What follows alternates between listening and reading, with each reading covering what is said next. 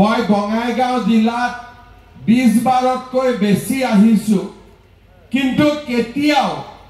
একেলগে ইমান মাক একেলগে কেতিয়াও দেখা নাছিলো আজি ইয়াতে 20,000তকৈ বেছি মহিলা আমাৰ ইয়াত উপস্থিত আছে সকলোকে মই নমস্কাৰ আৰু প্ৰণাম জনাইছো আজি আমি বহু দিনৰ পৰা আমি শুনি আছিলো আৰু আমি আগ্ৰহেৰে বাটচাই আছিলো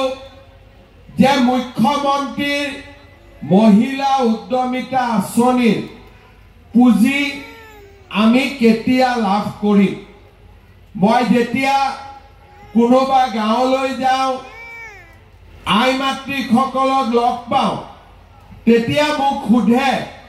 যে 10,000 টকাটো কেতিয়া দিব আৰু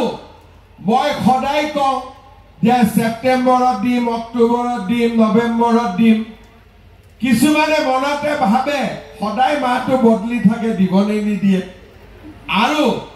কিছুমানে ভাবে যে নহয় আমি নিশ্চয় টকাটো পাম মামাই কৈছে যেতিয়া আমাক টকাটো দিব আজি আমি অসমৰ প্ৰায় 25টা মান সমষ্টিত এনেকৈ গৈ মুখ্যমন্ত্ৰীৰ মহিলা উদ্যমিতা আঁচনিৰ পুঁজি আমি বিতৰণ কৰিলো আজি বঙাইগাঁও সমষ্টিৰ দিনটো আজি আহি উপস্থিত হৈছে অকণমান গৰম বেছি আছে মই মনতে ভাবিছিলো নৱেম্বৰ ডিসেম্বৰত আপোনালোকক মাতিম তেতিয়া গৰমো কম হ'ব কিন্তু যেহেতু 126টা সমষ্টি আমি এই পুঁজি বিতৰণ কৰিব লাগিব তাৰ কাৰণে আমি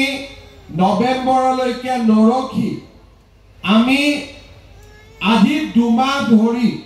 বিভিন্ন স্থানলৈ গৈ আমি এই পুঁজি বিতৰণ কৰিছো